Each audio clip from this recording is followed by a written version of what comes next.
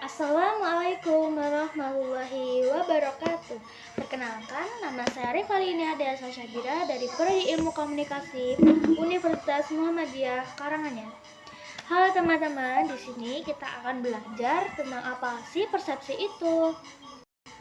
Persepsi itu adalah seperti diungkapkan oleh Deddy Mulyana dalam bukunya bahwa persepsi adalah merupakan prosedur internal di mana kita melakukan pemilihan pengaturan dan penafsiran atas rangsangan yang datang dari lingkungan sekitar kita. Perjalanan ini berpengaruh terhadap besar terhadap perilaku kita serta membentuk bagaimana kita berinteraksi dengan dunia. Selanjutnya ada jenis-jenis persepsi. Persepsi yang pertama yaitu persepsi terhadap objek lingkungan fisik.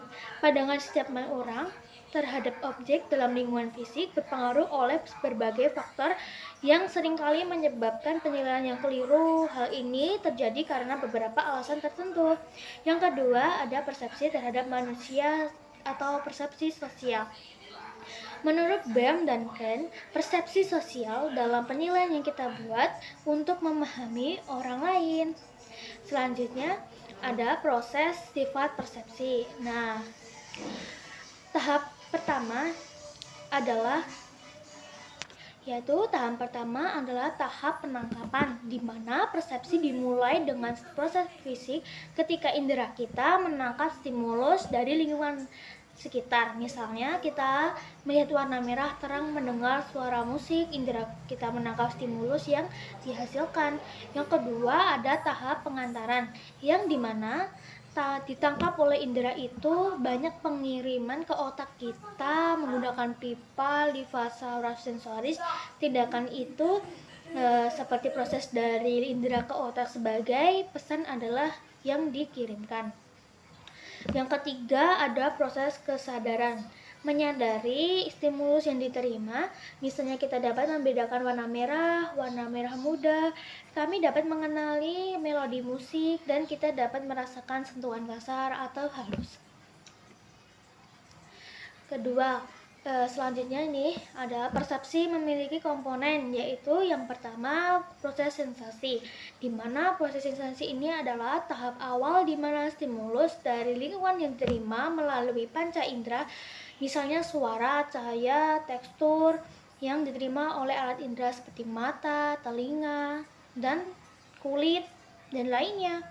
Yang kedua ada pengamatan, di mana pengamatan dalam individu ini memberikan perhatian pada rangsangan yang dianggap penting atau menarik. Pada tahap ini, pengamatan ini terjadi tidak setiap stimulus yang diterima akan diolah lebih lanjut. Dan yang ketiga adalah interpretasi, di mana interpretasi ini memulai menghubungkan rangsangan dengan pengetahuan atau pengalaman sebelumnya. Misalnya, melihat seseorang mengenakan pakaian rapi mungkin diinterpretasikan sebagai tanda bahwa orang tersebut serius atau berpengaruh. Yang keempat adalah organisasi. Organisasi ini melibatkan pengaturan stimulus secara terstruktur, sehingga informasi yang diterima lebih mudah dipahami dan diingat. Misalnya melihat sekelompok warna pada gambar diatur sedemikian rupa sehingga tampak seperti objek tertentu. Yang kelima adalah memori dan pengalaman. Memori dan pengalaman yang berperan penting atau bisa dikatakan sangat penting. Ini menentukan bagaimana individu menginterpretasikan stimulus pengalaman masa lalu yang dapat memberikan arti tertentu pada informasi yang diterima. Terus yang keenam itu adalah respon dan reaksi. Respon atau reaksi, si individu akan merespon atau bereaksi terhadap rangsangan tersebut. Reaksi ini bisa berupa tindakan atau perubahan sikap dan pemikiran. Selanjutnya adalah faktor-faktor yang mempengaruhi persepsi, di mana faktor internal, faktor eksternal, budaya ini memiliki poin sendiri-sendiri. Oke, kita bahas yang pertama, faktor internal. Yang pertama, faktor internal termasuk kepribadian, pengalaman, motivasi, kebutuhan, harapan, dan suasana hati. Yang kedua, faktor eksternal di mana faktor eksternal ini termasuk intensitas, ukuran, kontras, gerakan, dan kebaruan dari stimulus yang diterima. Yang ketiga, ada budaya. Budaya lingkungan, budaya seseorang sangat mempengaruhi cara kita menafsirkan dunia. Tidak lepas dari budaya ya, karena kita mempunyai budaya masing-masing sehingga persepsi orang lain itu berbeda-beda. Oke, selanjutnya ada poin-poin persepsi. Nih, banyak dari sekiannya di sini ada poin-poin persepsi, yaitu yang pertama adalah stimulus eksternal. Persepsi berawal dari stimulus yang berasal dari lingkungan seperti cahaya, suara, aroma, rasa, atau sentuhan. Yang kedua ada proses sensorik, di mana proses sensorik ini diproses oleh indera mata untuk melihat, telinga untuk mendengar, dan lainnya. Proses sensorik menerjemahkan stimulus eksternal menjadi sinyal yang dapat dipahami oleh otak. Seleksi perhatian. Otak kita tidak memperhatikan semua informasi secara bersamaan. Jadi kita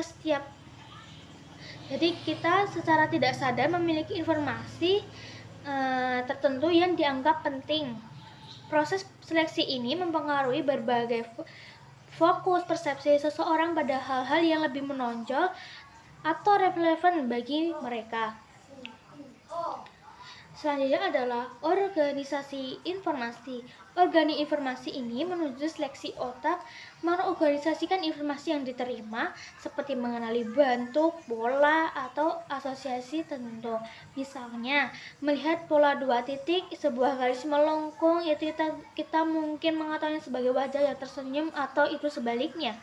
Yang kedua ada interpretasi, di mana interpretasi dapat diproses di mana otak memberikan makna atau penilaian terhadap informasi yang diterima. Interpretasi dapat dipengaruhi oleh pengalaman, keyakinan, harapan, kondisi, dan emosi seseorang. Yang ketiga, selanjutnya ada emosi motivasi, di mana emosi dan motivasi memiliki peran besar dalam berpersepsi. Misalnya, orang yang sedang lapar mungkin akan lebih cenderung memperhatikan gambar makanan dibandingkan orang yang kenyang. Begitu juga dengan emosi seperti bahagia atau marah bisa membuat seseorang menilai situasi secara positif atau negatif. Oke, selanjutnya adalah poin-poin persepsi. Ini ada budaya dan lingkungan. Budaya dan lingkungan sosial membentuk bagaimana cara seseorang memandang dunia. Sebuah simbol atau warna bisa bermakna berbeda di satu budaya dibandingkan dengan yang lainnya. Dan ini bisa membentuk persepsi yang berbeda di antara orang-orang dari latar belakang budaya berbeda-beda. Yang selanjutnya adalah bias dan stereotip. Bias dan stereotip dalam persepsi terbentuk melalui bias tertentu. Misalnya seseorang mungkin memiliki persepsi tertentu terhadap kelompok orang yang hanya berdasarkan stereotip yang pernah didengar, bukan berdasarkan pengalaman pribadi. Oke, yang selanjutnya ada ekspektasi, di mana ekspektasi ini adalah pengalaman masa lalu dan harapan seseorang juga mempengaruhi persepsi. Ketika kita memiliki ekspektasi tertentu terhadap suatu situasi, kita cenderung mencari informasi dan mendukung ekspektasi tersebut. Assalamualaikum warahmatullahi wabarakatuh. Terima kasih teman-teman. Bye.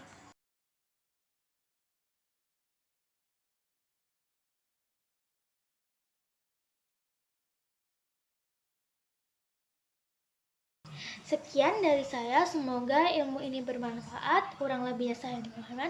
Wassalamualaikum warahmatullahi wabarakatuh. Terima kasih teman-teman. Bye.